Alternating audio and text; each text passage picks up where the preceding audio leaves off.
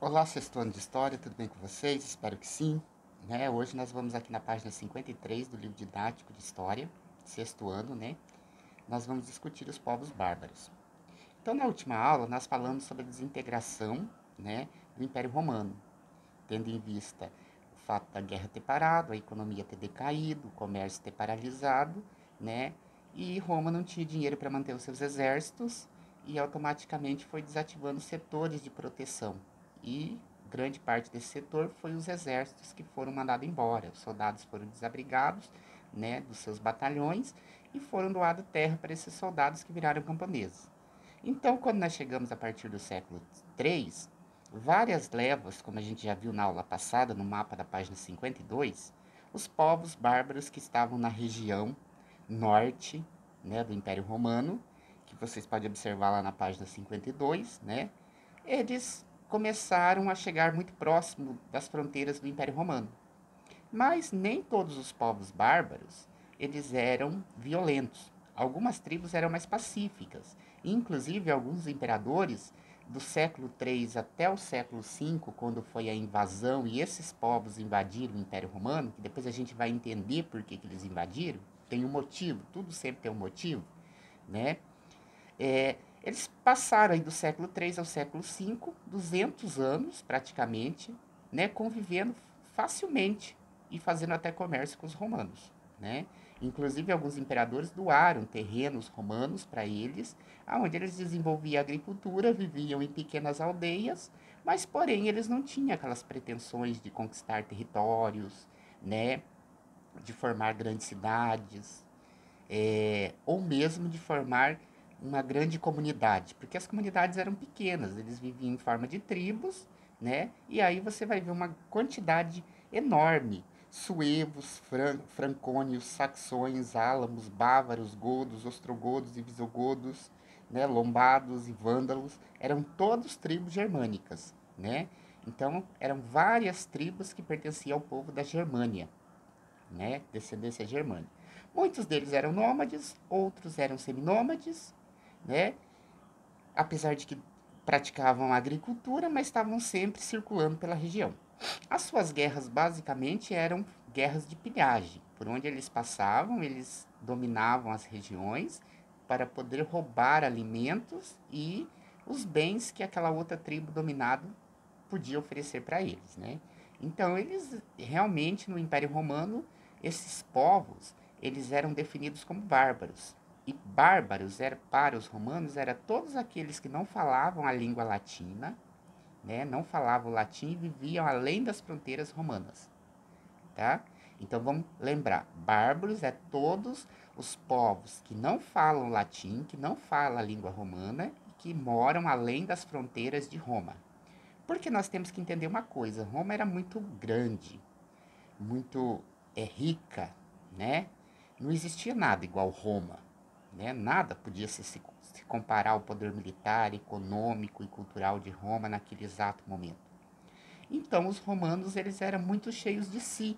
Eles sempre se acharam melhor do que os outros povos, tanto que uma das práticas econômicas deles era a guerra de expansão, invadir, pilhar também, igual os bárbaros faziam, E ao mesmo tempo trazer essas riquezas para Roma. E foi assim que Roma foi ficando grande. Então, eles praticavam as mesmas coisas que os bárbaros, Mas só que para eles, os bárbaros eram pessoas que não mereciam respeito, Porque tem uma definição aqui do historiador romano Plínio, o Velho, que ele fala aqui, ó. Ele definiu os bárbaros dessa forma: não tinham história, então para eles bárbaros não tinha história, não se desenvolviam e nem mudavam. Esse mudar aí não é porque eles não mudavam de lugar, mas é porque eles não mudavam a forma de agir deles, Então, por essa definição, dá para você ver muito bem o conceito que a sociedade romana fazia desses povos, tá? E aí, esses povos começam a chegar no século III, por quê? Porque eles vêm para essa região, eles vêm da região norte, terras mais geladas, onde era difícil desenvolver agricultura. E conforme eles vão chegando mais ao sul da Europa, aonde está o Império Romano, as terras são mais quentes e possibilitam um desenvolvimento melhor da agricultura. E também eles vinham porque eles ouviam falar do esplendor de Roma, da riqueza de Roma. né? Então, de certa forma, toda essa riqueza, todo esse desenvolvimento, né, e todo esse brilho que se falava de Roma, e realmente para aquele momento Roma realmente era tudo isso, né? Se a gente analisar tudo que a gente já estudou de Roma, a grandiosidade que era a cidade de Roma e os domínios territoriais gigantescos que Roma conseguiu, né? Circulação de mercadorias, escravos sendo levados, pedreiras sendo trabalhadas, né, para retirar matéria-prima, para construir grandes monumentos, portais, chafarizes, né, templos, né, uma vida muito dinâmica, um coliseu vamos dizer assim, com teatros, com show, pra você ter noção, né, eles conseguiam inundar a arena do coliseu com milhares de metros cúbicos de água e fazer batalhas navais, né, ensaiar batalhas navais. Então, tudo aquilo era muito moderno para aquele momento e atraíam essas tribos para essa direção. E, igual eu falei, alguns imperadores deram terras e eles viveram pacificamente lá por mais de 200 anos. Mas aí então, por que que na página 53 nós temos uma imagem lá ó, de Maitre François, saque de Roma por Alarico, em 1475. Por que que nós temos essa imagem dos bárbaros saqueando Roma? Se até agora a gente viu os bárbaros como povos pacíficos, que faziam guerras de pilhagem, mas que também tinham um contato muito próximo com o Império Romano. Fazia comércio com o Império Romano, né? Moravam até em terras em volta de Roma. Então, se você pegar o mapa da página 52, você pode imaginar assim, um monte de bárbaros morando em volta de Roma, como você vê lá na parte cinza, né? Mas só que o que que leva isso em 476, né, depois de Cristo, que esses povos invadam Roma de uma vez, entrem por dentro do território romano e chegam até a cidade de Roma, todos de uma vez, milhares de pessoas violentas, né, sedentas de poder roubar tudo que eles pudessem, incendiando, destruindo, matando, né, um verdadeiro conflito gigantesco, assim que os romanos não puderam, ficaram sem ação, né, porque eles já estavam economicamente enfraquecidos desde o período da Pax Romana, quando parou as guerras e eles ficaram sem dinheiro, ficaram com o exército enfraquecido, crise econômica muito ruim, uma crise social muito grande. Lembra que as pessoas mais ricas saíram da cidade de Roma e foram morar nas vilas, onde se protegiam com soldados e também pagos, né? E também muitos pobres foram para essas vilas trabalhar de agricultores e poder ter uma moradia e ter um alimento. E a proteção dos soldados desses senhores, né? Desses senhores patrícios. Então, pessoal, um fato muito relevante, né, é o fato de que atrás de todos essas tribos germânicas, né, nós tínhamos uma tribo chamada Hunos. Inclusive tem um filme, se vocês quiserem assistir, só que é um filme muito violento, né, porque mostra a prática da tribo bárbara chamada Hunos. Os Hunos eram homens pequenos, geralmente 1,50 m, né, os guerreiros andavam montados a cavalos baixos, né? E eles podiam manusear um arco. Se diz da historiografia dos hunos que um huno, em cima de um cavalo a 50, 70 km por hora, ele podia acertar um alvo a 200 metros precisamente com seus arcos, né? Então eles eram muito perigosos. E de certa forma, o que, que a gente pode perceber dos hunos? Que eles aterrorizavam, porque onde eles passavam, já que eles eram tribos nômades, né, eles não deixavam pessoas vivas. Eles roubavam tudo que aquela tribo tinha e matavam as pessoas na hora do conflito e depois os dominados eles ainda matavam, porque eles não tinham necessidade de levar escravos com eles. Eles passavam e pilhavam os bens. E todos os bens pilhados, não só entre os hunos, mas como entre as outras tribos bárbaras, era dividido entre o grupo todo, né? Então eles viviam numa espécie de comunidade. Uma tribo é uma comunidade, onde eles trabalhavam junto e dividiam tudo junto, certo? Agora tem um porém, pessoal. Com medo dos hunos, né? Você imagina século V, há quantos anos atrás? Aquelas ideias que apareciam, pessoas que viajavam e que traziam essas informações, de que os hunos estavam pilhando e matando as outras tribos por onde eles passavam, né? E todas as tribos germânicas que a gente pode ver aí no mapa da página 52, e vocês observam também lá no cantinho direito, os hunos, né? Assustavam as outras tribos.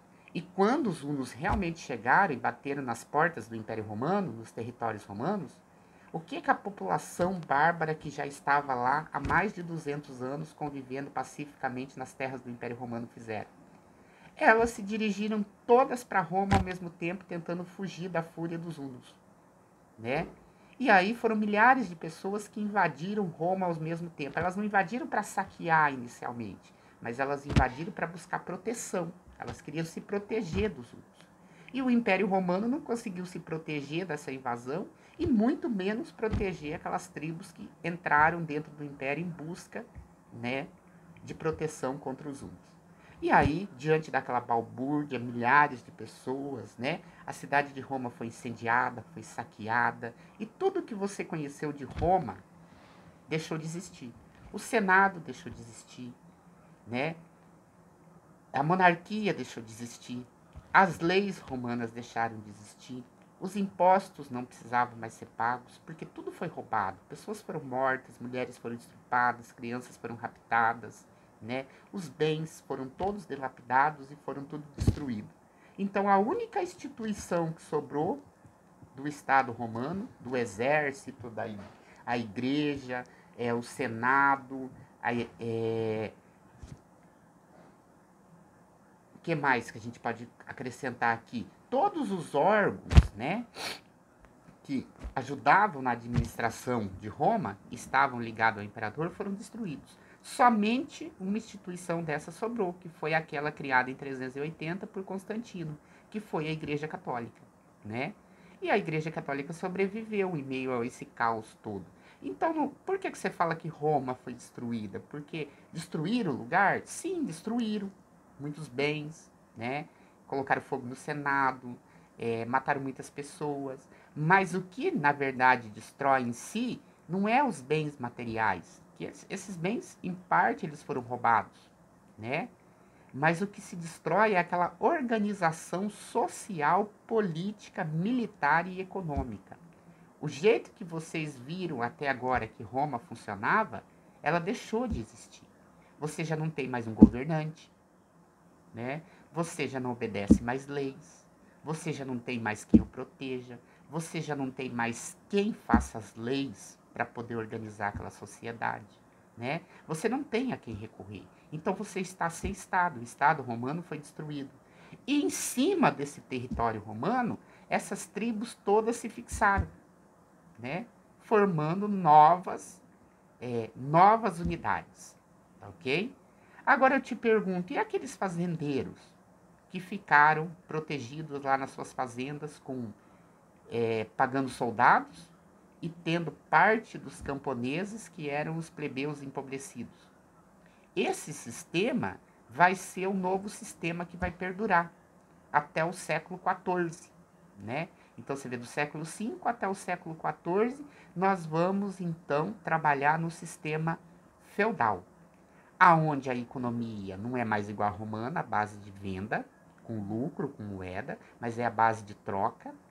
Cada sociedade de bárbaros dessa vão viver em uma propriedade agrícola, aonde uma parcela da população trabalha e produz alimentos para todo mundo, aonde uma parcela é guerreira e cuida das fronteiras para todo mundo, aonde o dono da propriedade passa a se chamar de senhor feudal e ele administra tudo, e quem que sobrou do Império Romano? A Igreja Católica.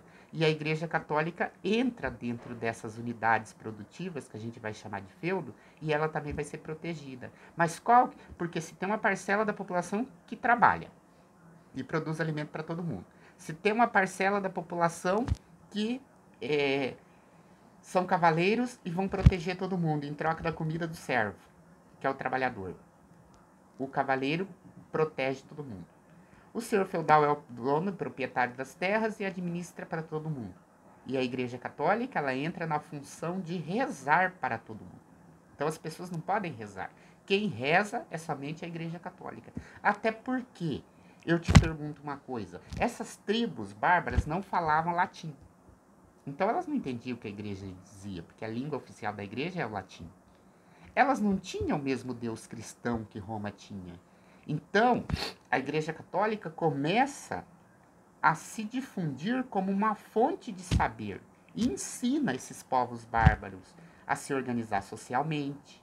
Mas na medida que ela vai ensinando os conhecimentos que ela adquiriu no Império Romano, ela também vai dominando. Ela vai ensinando de uma forma que cria um respeito a ela e que ela cria um poder junto a esses feudos, né? Até um ponto que ela não aceita que as pessoas tenham outro tipo de religião, né? Porque a partir do século XI, século XII, você vê a Igreja Católica queimando pessoas que contrariam ela, que não obedecem às regras dela. Eles crucificam as pessoas e queimam em praça pública para dar exemplo para outras pessoas.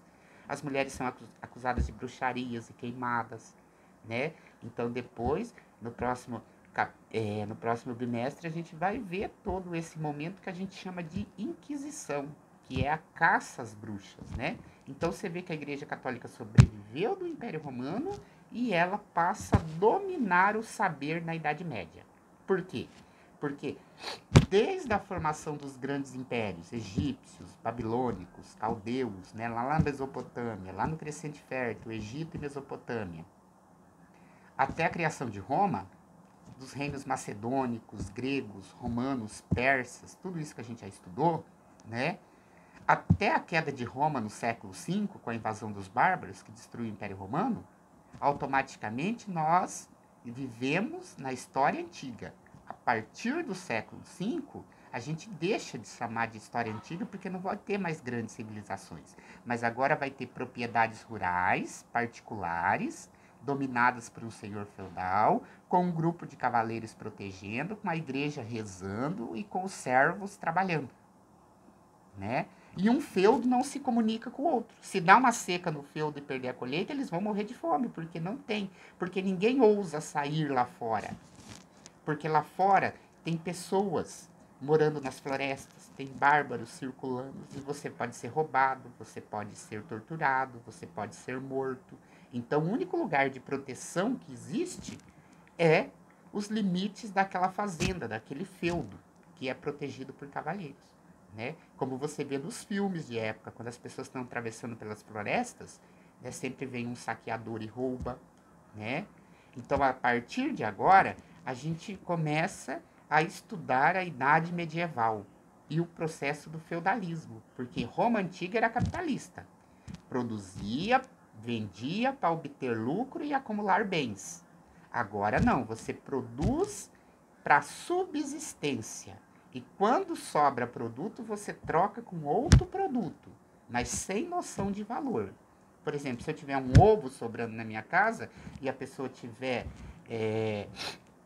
uma galinha sobrando na casa dela, ela vai trocar o ovo, né? Ela vai trocar o ovo que eu tenho pela galinha dela sem noção de valor. Hoje em dia você fala, não, um ovo vale muito menos do que uma galinha, eu quero volta. Então eles não tinham essa ideia de lucro, né?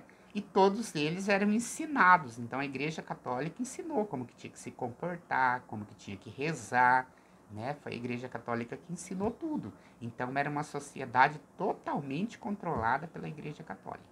E isso, pessoal, já vai ser assunto para o próximo bimestre, no próximo conteúdo, ok?